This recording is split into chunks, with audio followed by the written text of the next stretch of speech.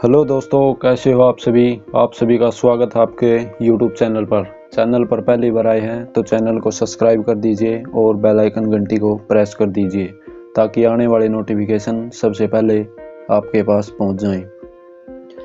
मैं आज फिर एक और नई मोटिवेशनल कहानी के साथ हाजिर हूं। कहानी है किसान का धैर्य।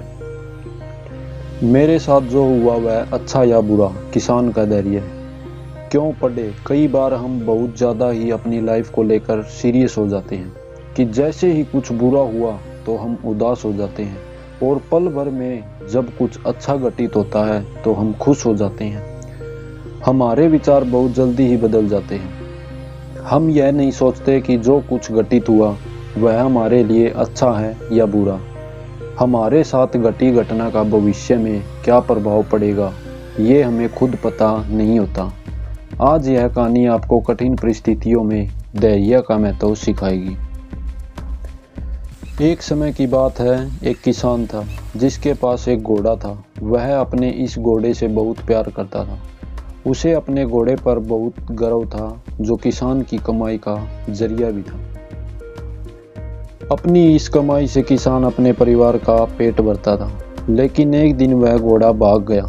उसके भागने के बाद समाज के लोग और उस किसान के पड़ोसी उसके पास आकर उससे कहने लगे, हे भगवान, तुम्हारा घोड़ा जिस पर तुम्हें बहुत घमंड था वह तो भाग गया।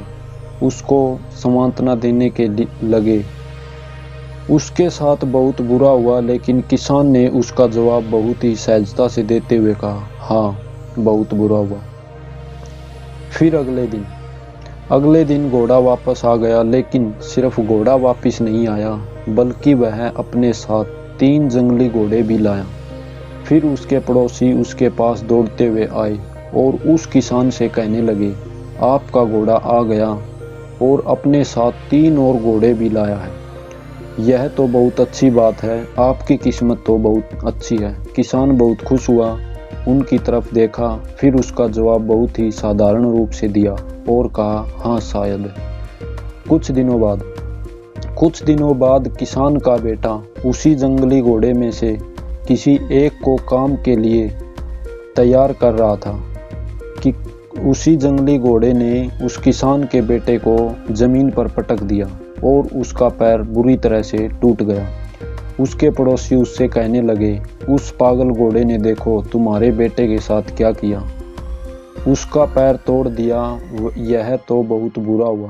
किसान दुखी हुआ और फिर से उसी तरह जवाब दिया और कहा, हाँ शायद मेरे बेटे के साथ गलत हुआ। अगले दिन सेना के कुछ जवान उस किसान के घर आते हैं जो जंग छिड़ने के कारण नए जवानों की भर्ती कर रहे होते हैं। उसमें से एक जवान ने किसान के बेटे को देखा और बोला, इसका तो पैर टूटा हुआ है, हम इसे सेना में भर्ती नहीं कर सकते। और वे जवान गांव के सभी लड़कों को लेकर अपने साथ चले गए। यह जानकर उसके पड़ोसी और बाकी गांव वाले उसके पास आए और बोलने लगे, तुम्हारे बेटे को तो जवान जंग के लिए नहीं ले गए, तुम्हारी किस्मत तो बहुत ही अच्छी है। इस आखिरी बार भी किसान ने फिर से बड़ी सहजता से कहा, हाँ शायद। कहानी की प्रेरक बातें। इस कहानी से हमें यह प्रेरणा मिलती है कि हमारे लिए चीज़ों को नकारात्मक ढंग से सोचने में ज़रा भी समय नहीं लगता।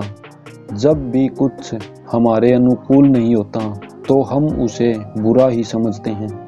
लेकिन सच बात तो यह है कि कोई नहीं जानता कि जो साथ घटा है वह बुरा है या अच्छा।